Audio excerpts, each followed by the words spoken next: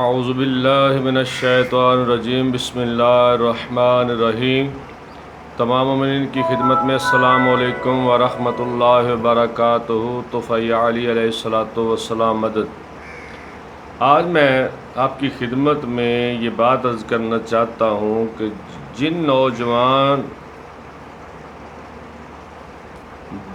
بچوں کے والدین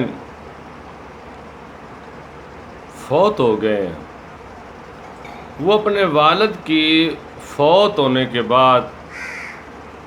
کھانے کا اچھا انتظام کرتے ہیں اپنی بساط کے مطابق، اور ان کی کل کا 10ویں کا 40ویں کا لوگوں نے اپنے والدین کے ناموں پر مجلسیں رکھی ہیں، لوگوں نے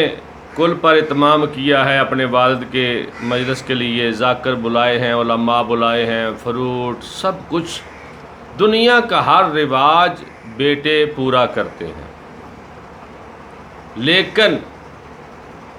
جو شریعت کے احکام ہیں ان میں سے کوئی بھی پورا نہیں کیا جاتا۔ مثال کے طور پر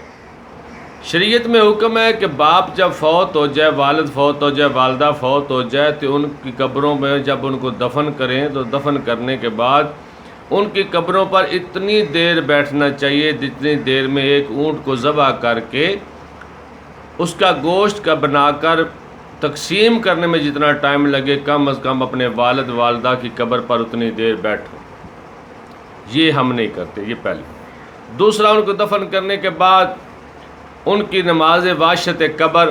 اس کے بارے میں ہم نے کبھی نہیں سوچا کہ نماز واشت قبر پڑھنی ہے یا نہیں پڑھنی ہے، وہ بھی ہم پر واجب ہے یا نہیں۔ بڑے بیٹے اور بیٹی پر یہ چیزیں واجب ہوتی ہیں سب سے پہلے، باقی ہر مومن کو چاہیے کہ ایک دوسرے کی واشت قبر کی نماز جو ہے وہ ضرور پڑھے۔ تیسرا عمل ہے کہ آپ نے کبھی یہ غور نہیں کیا کہ آپ کے والد نے نمازیں پڑھی ہیں یا نہیں پڑھی ہیں۔ اگر آپ کے والد کی نمازیں یا والدہ کی نمازیں قضا ہیں، قضا ہو گئی ہیں، انہوں نے اپنی زندگی میں ادا نہیں کی، تو اس کے بڑے بیٹے پر وہ نمازیں واجب ہوں گی۔ اگر انہوں نے یہ ادا نہ کیا تو کل بروز قیامت جہاں باپ لٹکایا جائے گا وہاں اس کا بیٹا بھی لٹکایا جائے گا۔ مجلس آپ اصالہ ثواب کے لیے کروا رہے ہیں، ٹھیک ہے، کروائیں، لیکن اپنے باپ کے واجبات ادا کرنے کی کوشش کرے۔ پہلے تو انسان خود کرے۔ اگر بدقسمتی سے کسی کے والد نے اپنے واجبات خود ادا نہیں کیے تو اس کے بڑے بیٹے پر وہ واجبات ضرور بر ضرور لاگو ہیں۔ اگر وہ اپنے باپ کے واجبات ادا نہیں کرتا، ہر سال 10 20 ذاکر بلا کر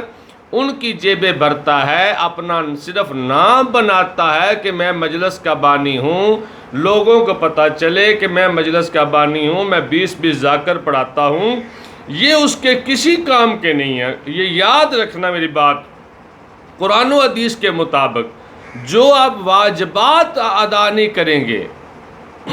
ذکر امام حسین علیہ السلام کرنا بہت اچھا عمل ہے، بہت اچھی بات۔ میرا ہرگز یہ مطلب نہیں کہ آپ مجلس چھوڑ دیں، میرا مطلب اور مقصد یہ ہے، میں ہر جگہ یہ بات عرض کرتا ہوں کہ ذاکر ایک بھی پڑھا لیں تو مجلس ہو جاتی ہے، 2 پڑھا لیں مجلس ہو جاتی ہے، لیکن ساتھ ساتھ واجبات اپنے ادا کرو۔ اگر واجبات ادا نہیں آپ کر رہے تو جتنی بھی مجلسیں کروا لیں آپ کی اپنی مرضی ہے، وہ شریعت کی آپ نہیں مان رہے، فقط آپ اپنا نام بنا رہے ہیں۔ تو لہٰذا اسی زمرے میں آتی ہے کہ اگر والدین کی نمازیں قضا ہو گئی ہیں تو انہوں نے اپنی زندگی میں نہیں پڑھی ہیں، روزے انہوں نے نہیں رکھے ہیں، تو ان کی قضا جو ہے وہ بڑے بیٹے پر آتی ہے، یا باپ زندگی میں اس کا کفارہ ادا کر کے جائے روزوں کا، یا نماز کا تو کفارہ نہیں ہے، روزے کا کفارہ ہے، لیکن نماز اگر اس نے نہیں پڑھی ہے تو بڑے بیٹے پر واجب ہے وہ نماز پڑھے، اپنے والد کی قضائیں پڑھے۔ اگر نہیں پڑھ سکتا تو اجرت دے کر کسی سے پڑھوا لے۔